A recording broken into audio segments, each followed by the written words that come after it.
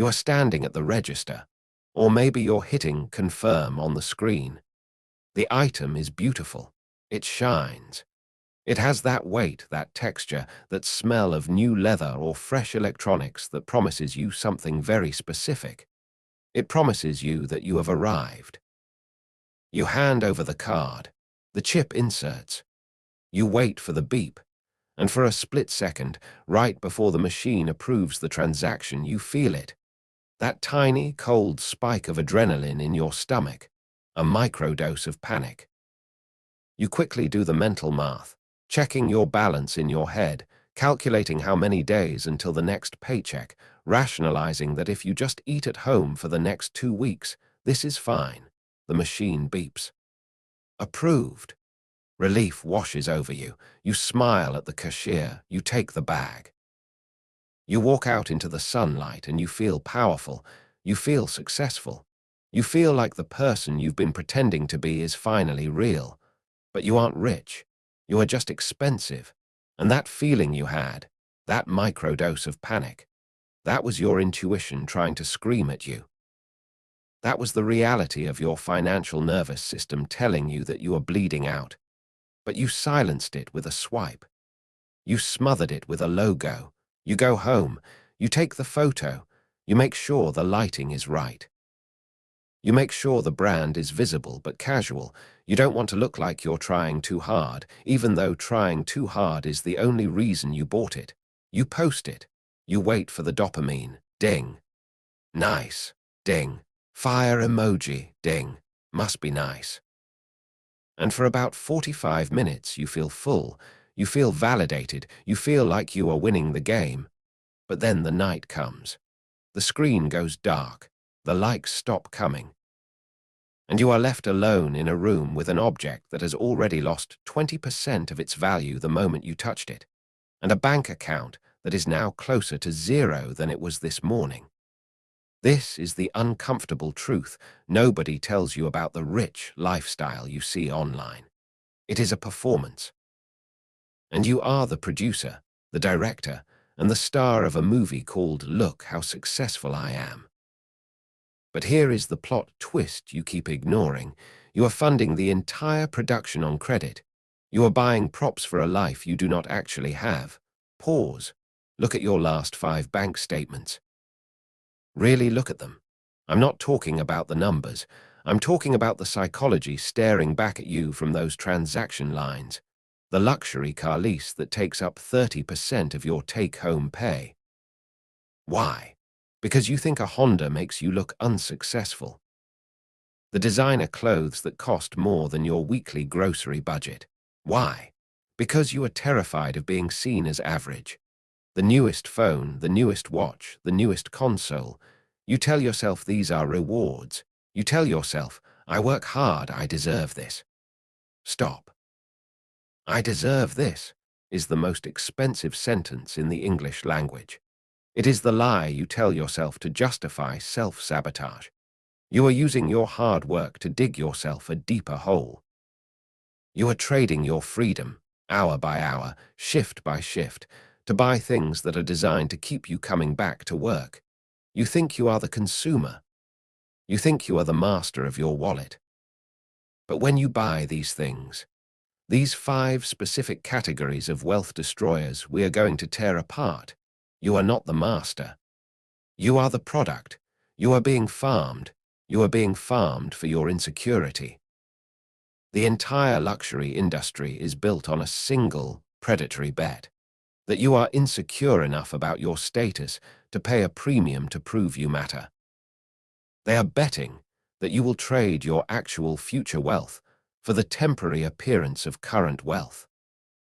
And right now, looking at your closet, looking at your driveway, looking at your wrist, it looks like they are winning the bet. This isn't about coffee. I'm not here to tell you to stop buying lattes. That is poverty advice for people who don't understand math. We are going to talk about the big things, the structural anchors you are tying around your ankles, the things you buy to signal virtue, to signal success, to signal that you are one of the elite. But real wealth is silent. Real wealth doesn't need to scream its name on a t-shirt. If you have to buy things to prove you are rich, you have already admitted that you aren't. You are trapped in a cycle of stop buying these 5 things or you will never be rich. But you don't even know what those things are yet, because you've renamed them. You call them investments. You call them treats. You call them lifestyle. Let's strip the labels off. Let's turn the lights on. Let's look at the mess you've made, because the wound is deep. You're working 40, 50, 60 hours a week, sweating, stressing, missing time with family, losing sleep. Why? To impress people who don't care about you. To buy things that will end up in a landfill or a resale shop in 3 years. You are trading your life force for dust. And deep down, in the quiet moments of the morning before the alarm goes off, you know it. You feel the weight of the golden handcuffs. You feel the exhaustion of maintaining the mask. You are tired of performing. I know you are. It's time to stop the show. Friday, the 1st of the month, or maybe the 15th, the notification hits your phone. Direct deposit, received. For a brief, shining moment, the number in your bank account looks healthy. It looks like a safety net. It looks like potential. You breathe easier, your shoulders drop.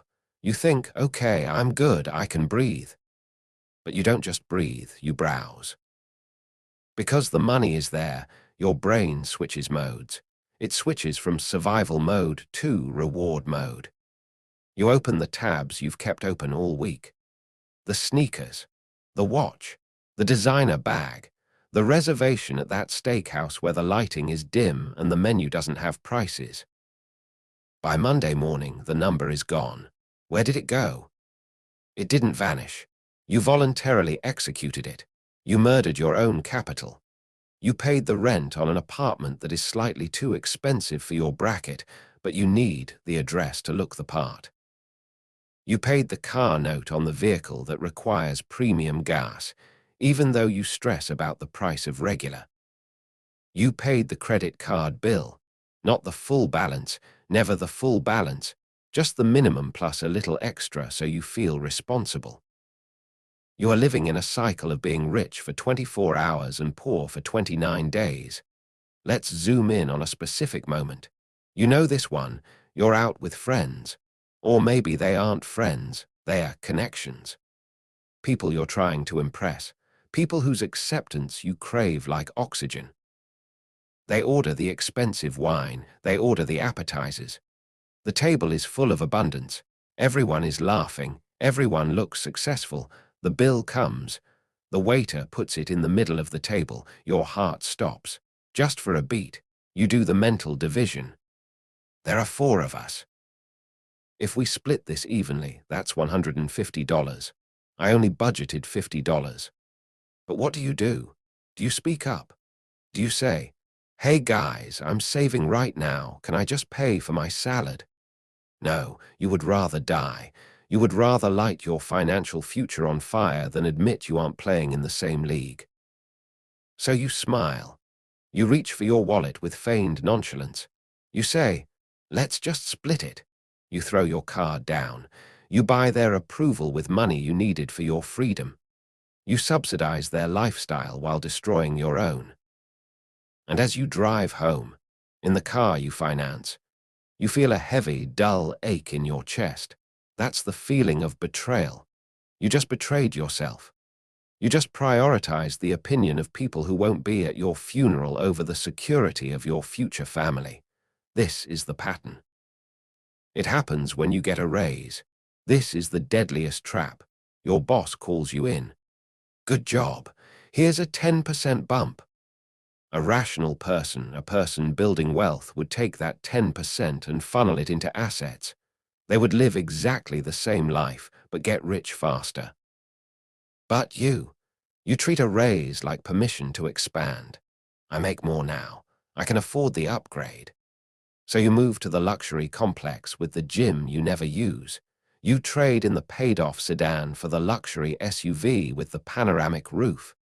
You start shopping at the premium grocery store. Within 3 months, the raise is absorbed. You are exactly as broke as you were before, just with nicer furniture. You are running on a treadmill. You crank up the speed, you work harder, you earn more. But then you crank up the incline. You buy more status. You buy more toys. You buy more validation. And you are still in the exact same spot, sweating, exhausted, and one missed paycheck away from disaster. You look at people with actual wealth, the quiet ones, the ones wearing unbranded t-shirts and driving 5-year-old Toyotas, and you think, they don't get it. No, you don't get it. They are playing the game of being rich. You are playing the game of looking rich. And the tragedy is, you are buying things specifically to show them off. You aren't buying the luxury handbag because it holds things better than a canvas tote. It's a sack. It holds keys and a wallet. Functionally, it is a $20 item.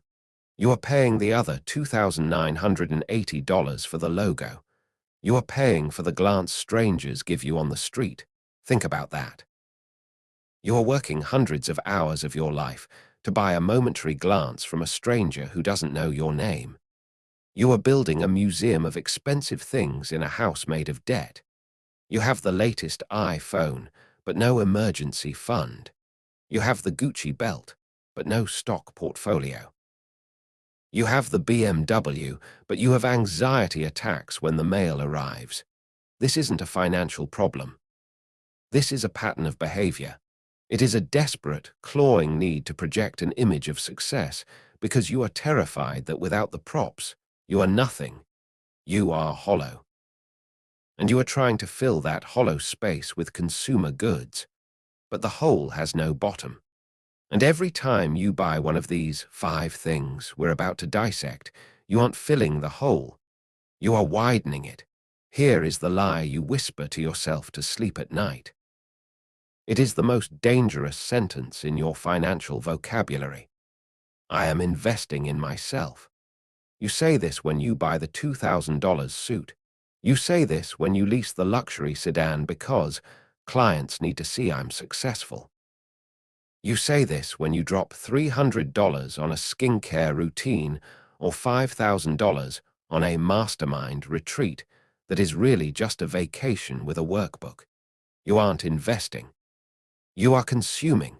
And the fact that you cannot tell the difference is exactly why you are broke. Let's get surgical about this.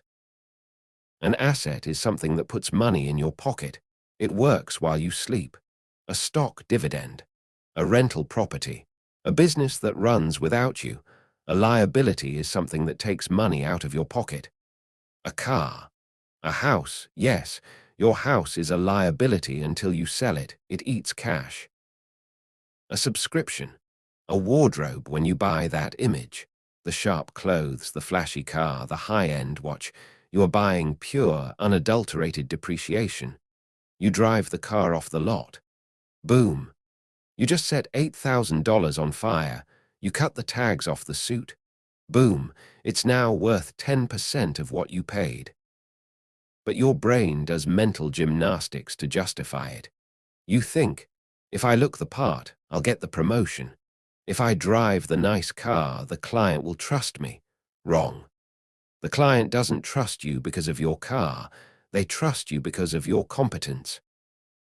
If you are incompetent in a Mercedes, you are just a well-dressed idiot. And if you are a genius in a Honda, you are a genius who understands value. Actually, it's worse than that. When you flash luxury items you can't afford, you aren't signaling competence. You are signaling bad judgment. If I see a guy making $60,000 a year driving a car that costs $50,000, I don't think, wow, he's rich. I think, wow, this person cannot do math. I should definitely not let him manage my project. You are buying liabilities and calling them assets. You are creating a balance sheet that looks like a disaster zone, but because the surface shines, you think you're building wealth. You are a consumer. Capitalism is a system designed to transfer money from the impatient to the patient, from the consumers to the owners. When you buy the Gucci bag, you are the consumer. The shareholders of Kering who own Gucci are the owners. You get a bag that rots. They get cash that grows. You get a dopamine hit for 20 minutes. They get a dividend for 20 years. You are the battery. You are the energy source for someone else's wealth. Every time you swipe that card for one of these 5 things, you are voluntarily transferring your labor, your sweat, your stress, your time away from your kids, directly into the pockets of people who are actually rich, and they love you for it. They love that you are insecure. They love that you need to show off. They spend billions on marketing to ensure you feel inadequate without their logo, because as long as you are busy looking rich, you will never have the capital to become rich. Real wealth requires a period of ugliness. It requires a period of looking worse than you are. It means driving the beta car while your bank account stacks up. It means wearing the same jeans while your portfolio compounds. But you can't handle the ugliness. You can't handle the ego hit of looking average, so you eat your seed corn. Imagine a farmer. He has a bag of seeds. He can plant them, wait, and have a harvest that feeds him forever. Or he can grind them up and bake a really fancy loaf of bread today to show his neighbors. You are baking the bread. You are eating your future. You look at your paycheck and you see spending power. A rich person looks at their paycheck and sees capital soldiers. They see little soldiers they can send out to capture more money. You see tickets to the amusement park. This is the gut punch realization. You are not poor because you don't earn enough. You are poor because you have an addiction to depreciation. You have a hole in your pocket, and you keep trying to fill it by pouring in more water instead of sewing up the hole. Stop buying these 5 things isn't a clickbait title. It's a warning, because these things are not neutral. They are active agents of destruction in your financial life. They are parasites, and the worst part, you invited them in. You fed them. You polished them. You took pictures of them. You are in love with your own cage. Let's strip away the modern marketing gloss and look at the raw animal machinery running your brain. Why do you do this? Why do you voluntarily beggar yourself to impress strangers? It's not because you're stupid. It's because you are a primate. In 1899, a sociologist named Thorstein Veblen coined a term that explains your entire credit card statement: conspicuous consumption. Veblen looked at society and realized that humans don't just buy things for utility. We don't just buy a coat to keep warm. We buy a coat with ermine fur or gold buttons or a specific logo to signal to the rest of the tribe that we have excess resources. In the wild, status equals survival. The ape with the most resources gets the best mates, the best food, the best protection. So, evolution wired a deep, screaming panic into your brain. If you look poor, you will die alone. This was useful when we lived in caves. It is suicidal when you live in a credit economy.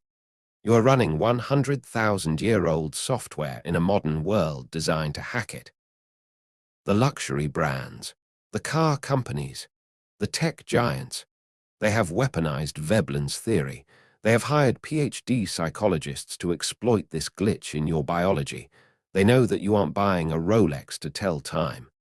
A $10 Casio tells time better. In fact, your phone tells time perfectly for free. You are buying a Rolex to signal waste. This is the dark heart of signaling theory. To prove you are rich, you must demonstrate the ability to waste money. Look at me, your wrist says. I have so many resources that I can afford to throw $10,000 at a piece of jewelry. I am powerful. It is the human equivalent of a peacock's tail. The peacock grows a giant, heavy, colorful tail that makes it hard to fly and easy for predators to catch. Why? To prove to the female peacocks, I am so strong, I can survive even with this massive handicap. Your luxury car is a peacock tail.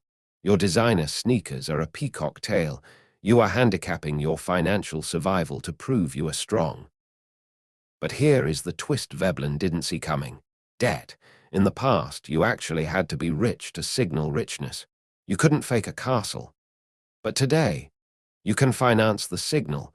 You can borrow the peacock tail. This breaks the evolutionary logic.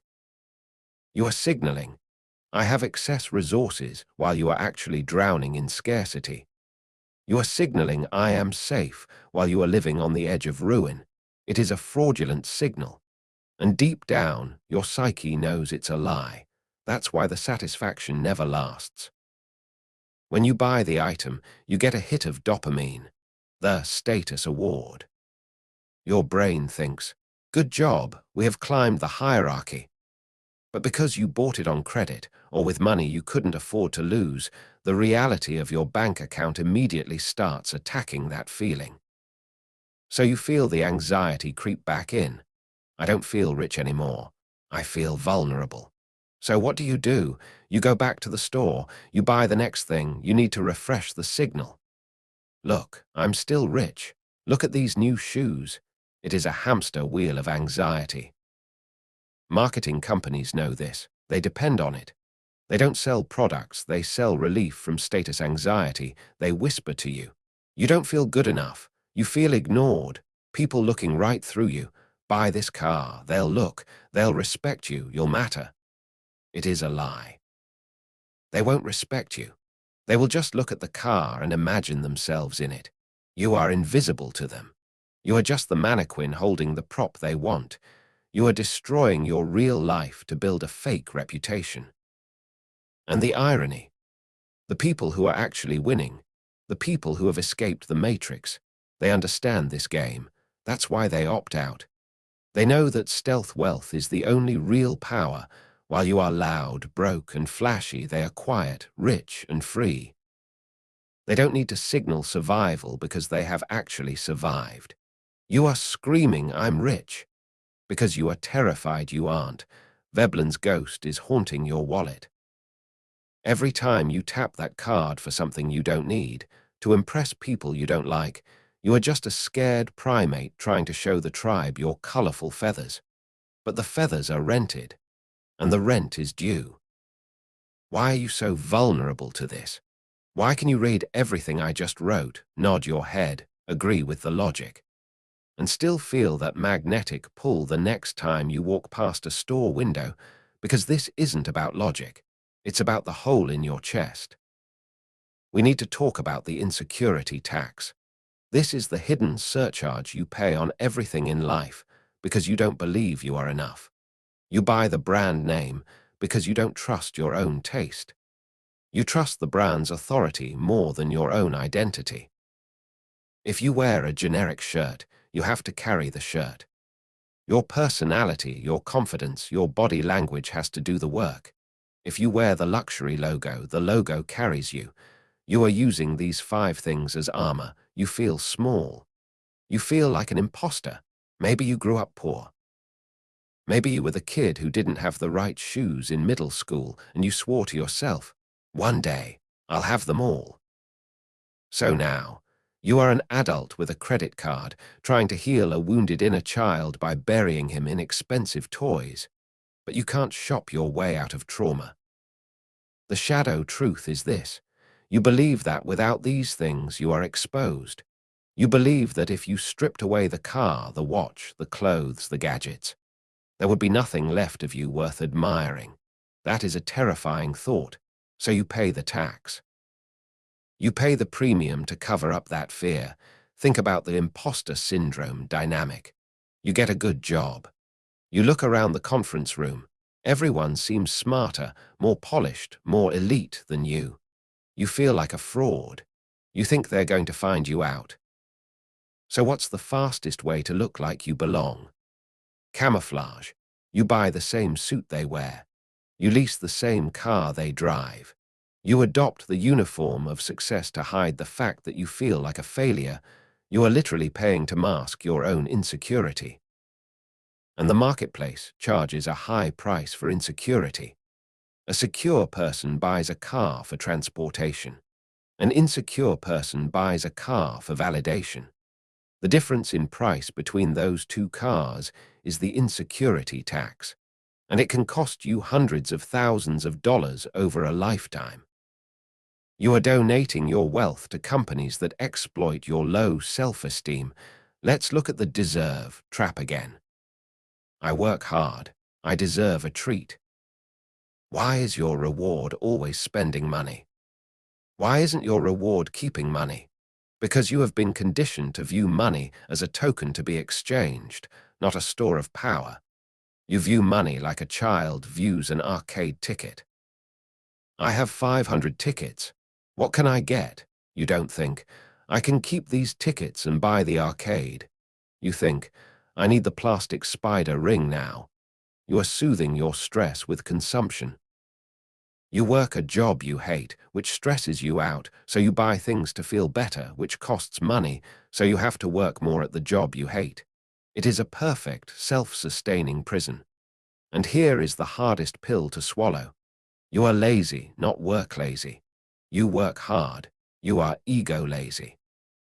It is hard work to build a personality, a character, and a skill set that commands respect without props. It takes years to become interesting, kind, intelligent, and strong. It is easy to buy a BMW. You are choosing the shortcut. You want the respect now. You want the status now. You don't want to do the internal work of becoming a person who doesn't need the BMW to feel valuable. So you take the shortcut. You buy the prop. But because you didn't earn the internal feeling of worth, the prop feels heavy. You have to keep polishing it. You have to keep upgrading it. Because deep down, you know it's a costume. You are an actor who forgot to take off the makeup.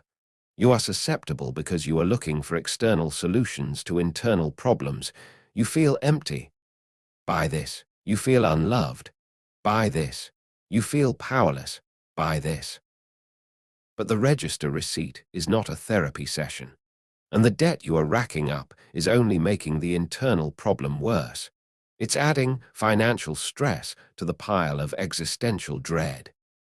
You are digging a hole to fill a hole. Until you realize that you are the asset, not your clothes, not your car, not your stuff, you will never be rich. You will just be a broke person with nice things, and that is the saddest kind of broke there is. Let's walk into your bedroom. Let's open your closet. This is the crime scene. This is where the first two things live: designer clothes and luxury accessories. Look at that belt. You know the one, the buckle is 2 letters. Or maybe a specific pattern. It cost you $450. Now look at the job it does. It holds up your pants. A strip of leather from a department store costs $30. It also holds up your pants. Mechanically, they are identical. Functionally, there is zero difference. So you paid a $420 premium for what? You paid $420 for permission. Permission to tuck your shirt in and have people see that you had $450 to burn. You are a walking billboard that pays rent to the advertiser. Usually, companies pay people to advertise their brand. They pay for billboards, TV spots, influencers, but they pulled a psychological magic trick on you. They convinced you to pay them for the privilege of advertising their name on your chest. You are paying to work for them. This is the wearable lie. You tell yourself, it's better quality. It lasts longer. Stop lying. That T-shirt with the box logo, it's cotton. It was made in the same factory, by the same underpaid workers, using the same materials as the $15 shirt. The only difference is the screen print on the front and the 5,000% markup at the register. You aren't paying for cotton. You are paying for status access. And here is the math that keeps you poor. Let's say you spend $2,000 a year on flex fashion. A pair of Balenciaga sneakers here, a Louis Vuitton bag there, a Supreme hoodie. $2,000. If you took that $2,000 and put it into the S&P 500 every year from age 25 to 65, assuming average returns, you would have over $1 million. Open your closet again. Look at those sneakers. Are those sneakers worth $1 million? because that is what they cost you. You didn't just spend $800. You slaughtered $1 million of your future freedom to look cool for a season, and the worst part, the season changes. Fashion is designed to expire. That is the business model, planned obsolescence. The cool silhouette changes every 18 months. Skinny jeans are out, baggy is in. Big logos are out, quiet luxury is in. They move the goalposts, so you have to keep buying tickets to play the game. You are chasing a horizon you can never catch. And notice who you are trying to emulate. You look at rappers, influencers, athletes, people whose job is to show off. Their business model is visibility, but look at the people who sign their checks. Look at the owners. The billionaire owner of the record label isn't wearing a giant gold chain. He's wearing a plain sweater. The tech CEO isn't wearing a Logo Mania jacket. He's wearing jeans. They know that money talks, but wealth whispers. When you wear the giant logo, you are screaming. You are signaling to the world, I am new to money. I am excited about money. I want you to know I have money. It is the behavior of the nouveau pauvre, the new poor. People who get a little cash and immediately convert it into fabric. True luxury is freedom. True luxury is walking into a room wearing a $20 t-shirt and not caring what anyone thinks because your net worth generates enough interest to buy the entire building. But you don't have that confidence yet. So you put on the costume, you buy the sneakers, thing-1 that you are terrified to scuff. You walk weirdly to avoid creasing them. You are a slave to your shoes. You serve them. They don't serve you. You buy the watches/jewelry, thing-2, that sit on your wrist and tick away the seconds of your life that you sold to buy them. And let's be honest about the resale value myth. Oh, but I can resell these Jordans. I can resell this bag. Do you? Do you actually run a resale business? Or do they just sit in your closet gathering dust until you donate them or sell them for pennies on the dollar to a consignment shop because you're desperate for cash? Unless you are a professional trader, these are not assets. They are depreciating liabilities that take up space in your house and rent in your mind. The wearable lie is the belief that if you dress like a rich person, you will become one. The reality is the opposite. If you dress like a rich person before you are one, you ensure you will never become one. You are eating your seed corn one Gucci belt at a time. Stop dressing for the job you want. Start dressing for the bank account you want to build. And that bank account doesn't care about the logo on your chest, the smell of stale popcorn and industrial floor cleaner, the fluorescent lights humming overhead, the handshake that feels a little too firm, a little too sweaty. You are at the dealership. This is the slaughterhouse, and you are the cow. You are here to buy thing-3, the financed vehicle.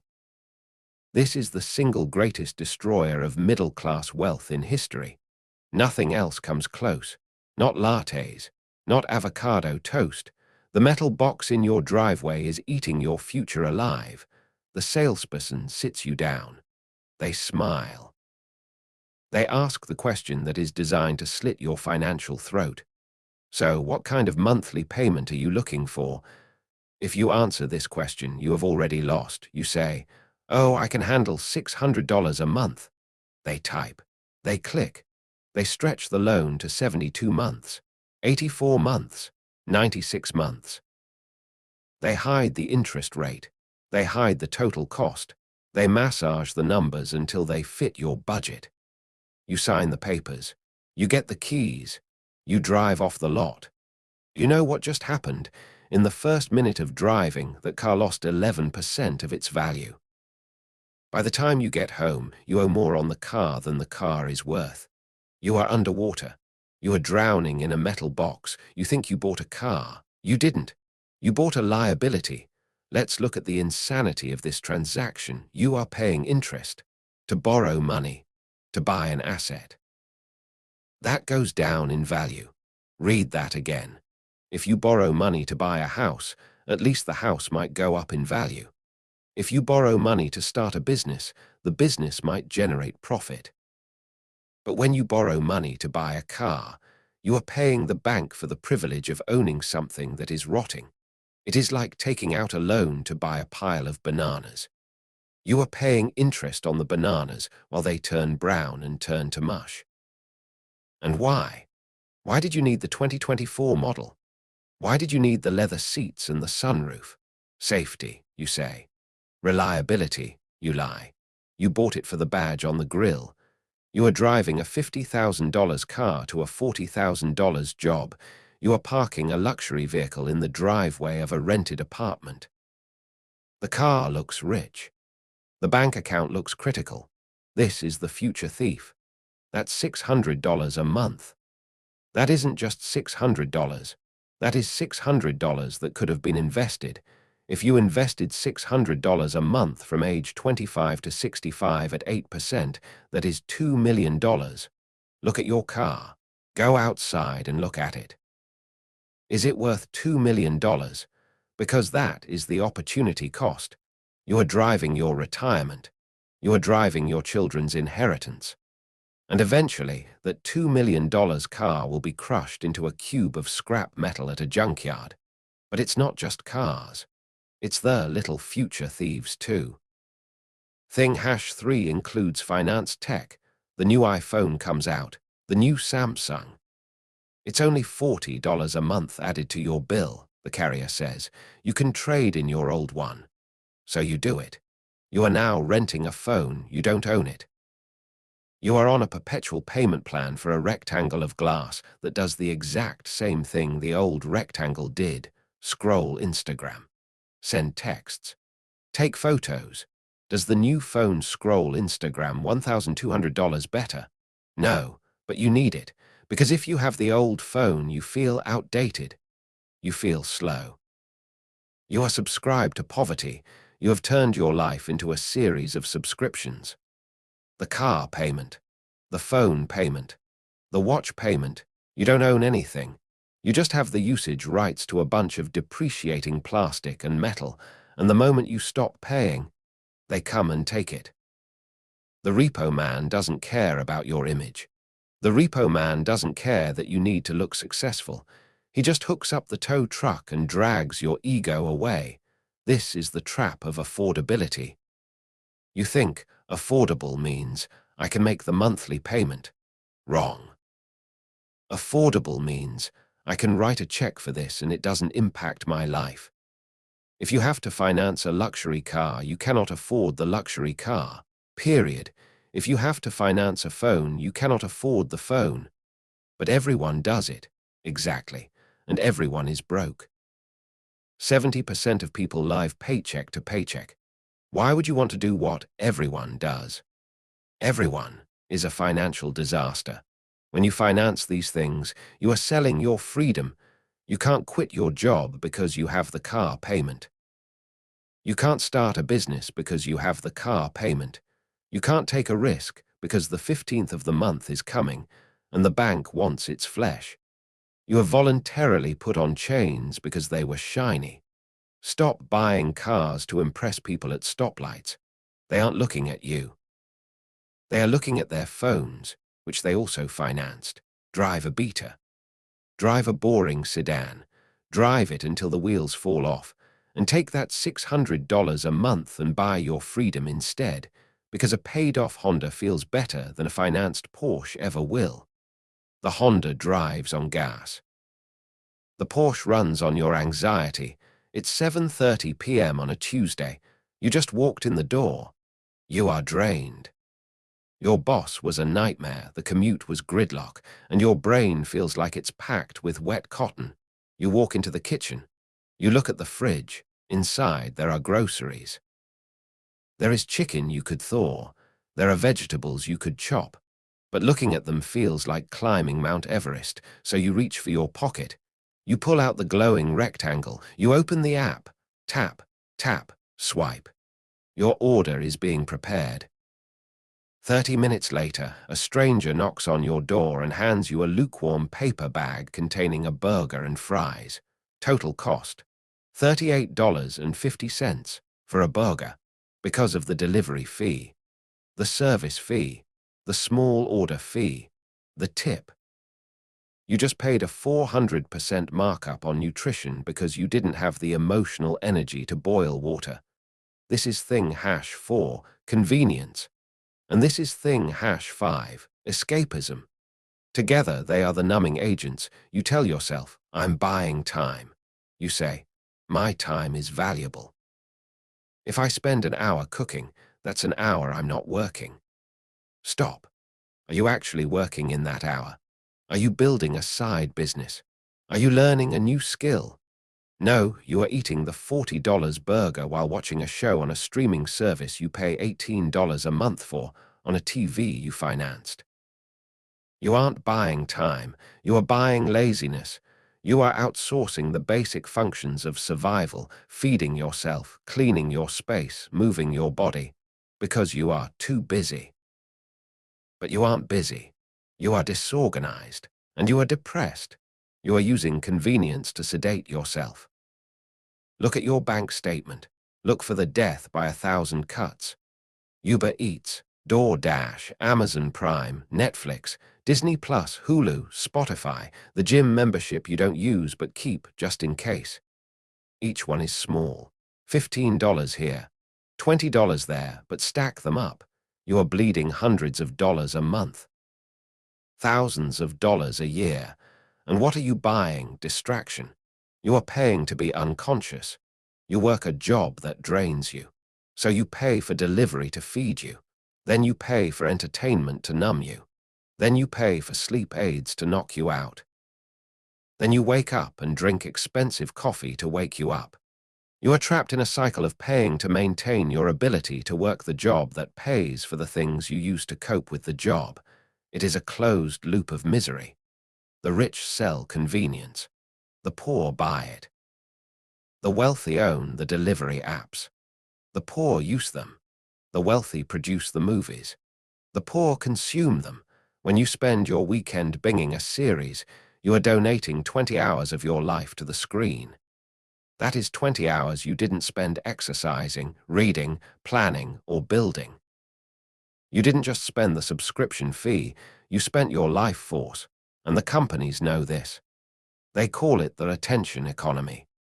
Reed Hastings, the founder of Netflix, once said his biggest competitor isn't HBO, it's sleep. They are actively trying to steal your rest, your focus, and your drive and sell it back to you as entertainment. You are paying them to keep you docile. Think about the psychology of the treat. I had a hard week. I'm going to order in and binge watch. You are soothing a wound. But why is the wound there? Why is your life so painful that you need to escape it every night at 6 p.m.? Maybe if you stopped spending $800 a month on convenience and escapism, you wouldn't have to work so hard at the job you hate. Maybe if you cooked your own food, you would have the energy to think clearly. Maybe if you cancelled the subscriptions and sat in silence, you would hear the voice in your head screaming at you to change your life. But you don't want to hear that voice. That voice is scary. So you turn up the volume. You order the tacos. You numb the pain. Stop buying these 5 things isn't just about saving money. It is about saving your agency. When you cook your own meal, you are independent. When you entertain yourself with a book or a walk, you are free. When you rely on an app to feed you and a screen to make you feel emotion, you are a dependent. You are an infant with a credit card. The system is designed to keep you tired, fat, and distracted, and you are funding the system. You are handing over your credit card to the very machine that is grinding you down. Reclaim your inconvenience. Cook the meal. Wash the dish. Walk to the store. Sit in silence. It is harder. Yes, but difficulty is the price of admission to a life that is actually yours. Stop buying the anesthetic. Wake up. Feel the pain, because the pain is the only thing that will motivate you to actually get rich, instead of just looking like it while you rot on the couch. We have blamed the brands. We have blamed the banks. We have blamed the algorithm that stalks your browser history. We have blamed the psychology of Veblen and the biological wiring of a primate brain. But now we have to do the hardest thing of all. We have to look in the mirror, because the uncomfortable truth, the one you are scrolling this video to avoid, is that nobody forced you to swipe that card. Nobody held a gun to your head and made you lease the BMW. Nobody threatened your family to make you buy the Gucci belt. Nobody waterboarded you until you ordered the $40 DoorDash burger. You did it. You walked into the cage, pulled the door shut, and locked it from the inside. You are not a victim of the economy. You are a volunteer for poverty. Pause, breathe. I know that makes you angry. But inflation. But wages are stagnant. But housing is impossible. Yes, the game is rigged. The difficulty setting is set to extreme. I am not denying that. The world is expensive and the system is predatory. But if the game is rigged, why are you making it harder? Why are you taking a difficult situation and pouring gasoline on it? If you are bleeding, why are you stabbing yourself? You say you want to be rich. You say you want freedom. You say you want to retire your parents or secure your children's future. But your bank statement is a lie detector test, and it says you are lying. Your bank statement is a moral document. It tells the brutal, unvarnished truth about what you actually value. And looking at your last 30 days, you don't value freedom. You value looking cool. You value comfort. You value the temporary high of a delivery driver bringing you tacos so you don't have to stand up. You are voting for your own enslavement, one transaction at a time. This is the shadow complicity. Deep down, there is a part of you that likes being broke, because if you are broke, you don't have to be responsible. If you are struggling, you get to be the victim. You get to complain. You get to bond with other broke people about how hard the system is. Money requires responsibility. Wealth requires discipline. It requires saying no to yourself 1,000 times so you can say yes to the big things later. But you don't want to say no. You are a child who wants the candy now. You are financially obese. You are consuming more calories, spending, than you burn earning, and you are wondering why you feel heavy. You are wondering why you can't run. And instead of going on a diet, you buy bigger clothes. You get a higher credit limit.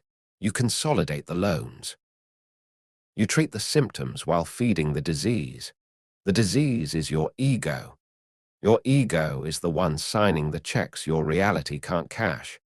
Your ego is the one whispering, "You can't let them see you in that old car. They'll think you failed." Let them think you failed. Who cares? Why is the opinion of a stranger worth your financial life? You are trapped in a prison of other people's expectations. But here is the twist. The door isn't locked. You can walk out any time. You can sell the car. You can sell the clothes. You can cancel the subscriptions. You can cook the rice and beans. But you won't, because you are terrified of the withdrawal. You are addicted to the status. You are addicted to the dopamine. So you will click off this video. You will tell yourself, "I'm too harsh." You will tell yourself, "He doesn't understand my situation. I need these things for my mental health." And you will go back to the mall, and you will buy thing #6 and thing #7. And in 10 years, you will be in the exact same spot, only older, more tired, and with more debt. The mirror is right in front of you. The person in the reflection is the only person who can save you. And right now, that person is sabotaging you. You are the thief. You are the one stealing your own future. Stop looking for a villain. You're him. And until you admit that, until you look that ugly truth in the face and own it, no amount of financial advice will save you. You don't need a budget. You need an exorcism. You need to exercise the part of you that needs to be admired more than it needs to be free. Here is the crossroads. You are standing at the intersection of two lives. To your left is the path you are on. the path of the consumer. It is bright. It is shiny. It smells like new leather and expensive perfume. On this path, you keep buying the clothes, you keep buying the watches, you keep financing the cars. You keep ordering the convenience. You keep subscribing to the escapism. And on this path, you will work until the day you die. You will be 75 years old, greeting people at a store door because you never built a safety net. You will be a slave to the system, paying off debts from 2026 when you are in a nursing home in 2060. You will look back at a life filled with stuff and realize you owned none of your time. You were a well-dressed servant. To your right is the path of the owner. This path is boring. It is quiet. It is unglamorous. On this path, you drive a 5-year-old sedan. You wear unbranded clothes. You cook your own meals. You cancel the subscriptions. Your friends might ask, "Are you doing okay? Money tight?" You will smile and say, "I'm fine." And while they are buying the new release, you are buying the S&P 500. While they are paying interest, you are collecting dividends. While they are signaling wealth, you are hoarding it. And in 10 years, the paths diverge completely. The consumer is stressed, tired, and drowning. The owner is free. The owner wakes up when they want. They work if they want. They travel where they want. Not because they put it on a credit card, but because their money, their army of capital, paid for it in cash. This is the choice. It is a binary choice. You cannot walk both paths. You cannot play the status game and the wealth game at the same time. They are mutually exclusive. Every dollar you spend on looking rich is a dollar you steal from being rich. So, I am asking you to do something radical. I am asking you to go on a financial fast. For the next 6 months, stop buying the clothes. Wear what you have, stop buying the accessories. Your wrist is fine naked, stop upgrading the tech. Your phone works, stop ordering the food. Learn to cook, stop financing the lifestyle, feel the itch. When you walk past the store and feel that pull, that desperation to buy, don't suppress it. Observe it. Say to yourself, "That is my insecurity talking. That is my programming trying to keep me poor." And then walk away. Feel the power of keeping your money in your pocket. There is a specific kind of confidence that comes from knowing you have $10,000 in the bank, even if you are wearing $10 jeans. It is a quiet, dangerous confidence. It is the confidence of a predator, not a prey animal. You don't need the peacock feathers anymore because you have the claws. We talked about 5 things today: the designer clothes, the wearable lie, the luxury accessories, the insecurity tax, the financed car, the future thief, the convenience, the laziness premium, the escapism, the numbing agent. Eliminate them. Ruthlessly burn the ships. If you have the car, sell it. Get the beta. If you have the subscriptions, cancel them. Get a library card. If you have the clothes, sell them on Poshmark and invest the cash. But that's extreme. Yes, it is extreme because being average is a tragedy. Normal is broke. Normal is stressed. Normal is working for 45 years to retire on a pittance. If you want to be exceptional, you have to do exceptional things. And in a consumer society, the most rebellious, exceptional thing you can do is not buy. Be the glitch in the matrix. Be the person the marketers can't fool. Be the person who values their freedom more than their image. The choice is yours. You can look rich, or you can be rich. You can't be both. Choose.